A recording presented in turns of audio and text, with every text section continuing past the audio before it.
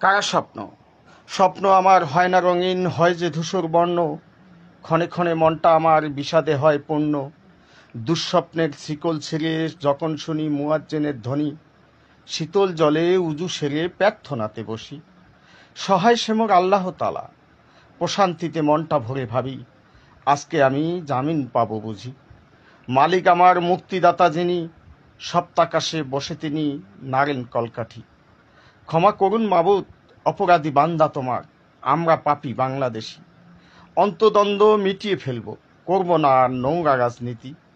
ধর্ষিত ও নির্যাতিত হবে না মোর পড়শি। পাপকে মোচন ঝেড়ে ফেলে স্বপ্ন এবার শক্ত করে আঁকড়ে ধরি। নির্ধারিত রিজিক শেষে হঠাৎ দেখি খাঁচার দুয়ার খুলে গিয়ে স্বপ্ন দুয়ার মেলে।